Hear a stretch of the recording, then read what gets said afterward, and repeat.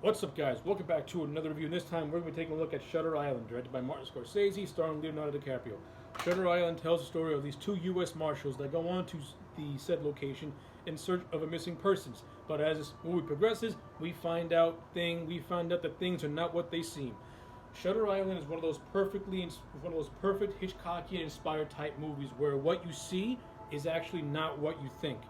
It's one of those mindfuck movies, and I thought this movie was well executed for the most part. I thought the writing was pretty good for what it was, very solid. I thought Martin Scorsese's direction was was beautifully done. He creates this very intense, claustrophobic type atmosphere. This whole movie takes place on the island, which is divided into three wards: Ward A, Ward B, and Ward C. The movie never trails out of this place. It's all very combined. It's all very one location. And the overall set design for this movie looks fantastic, with Ward C being this old, military-esque like bunker, just having this foreboding presence, while the other two wards look relatively normal for what they are.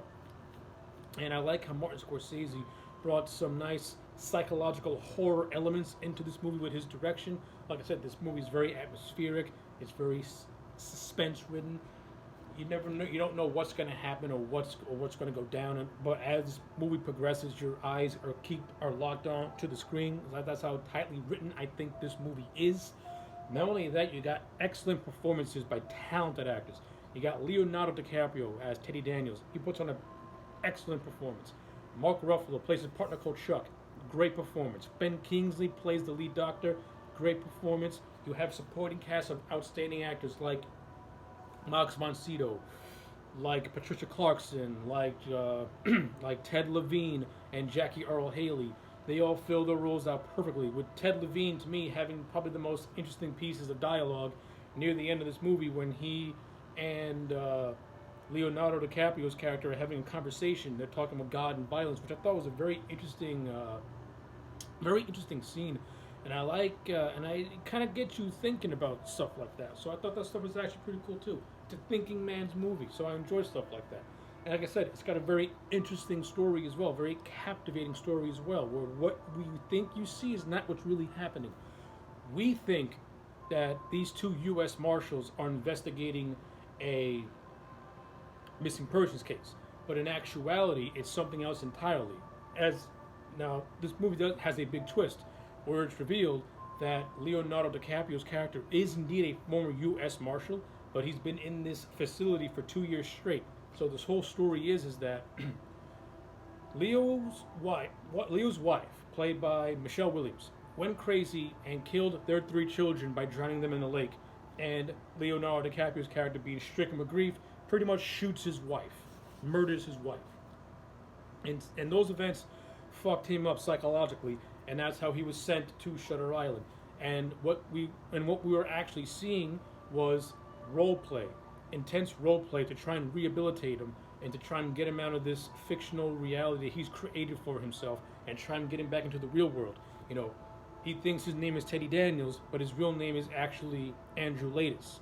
But he created this fictional Andrew Latis character by making him the guy who actually killed his wife, when in actuality, Leonardo DiCaprio's character was Andrew Latis the entire time.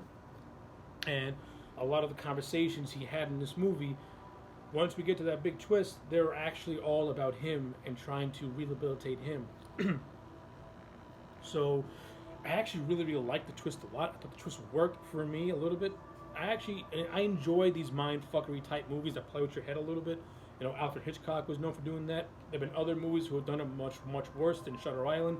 I think Shutter Island is one of the better movies that actually did it in a cool and fun way, and also try to give it a more grounded take in a way, in my opinion. So you got a movie that is just aesthetically looks fantastic. It's a 1950s period piece, and it shows with the wardrobes and the costume. And not only that, facilities from the 1950s, when you look back at them now on a nostalgic lens, they had a more foreboding look to them. Like I said, Shutter Island when you look back at it now with a nostalgic lens, Shutter Island looks like this most intense and creepy place. Back in the 1950s, it would be just like anything else. Like everything nowadays is so clean, very proper. So when you look back at it with a nostalgic lens, like, whoa, this place is, you call this a rehabilitation center? This place looks fucked up. So I like the old, that's why I said, I can't stress enough how much I love the look of Shutter Island, how it just has this foreboding presence. It's almost like it's a character all unto itself. And I thought Scorsese did a fantastic job of translating that to screen by giving the location its own character, its own presence, its own foreboding presence. So yes, well, there's obviously a lot to talk about with Shutter Island. Those are just my basic thoughts on Shutter Island and everything in between. I overall really like this movie, which is why I'm going to give it a solid 8 out of 10. This is not Martin Scorsese's best movie, but it's a damn good movie. Is it Leonardo DiCaprio's best performance? Absolutely not by a long shot, but it is a really good performance, and I'll leave it at that. So, if you guys have seen Shutter Island, let me know in the comment sections down below. Do you like it? Do you hate it? I would like to know. Like this video and subscribe, and I'll check you back next time for more.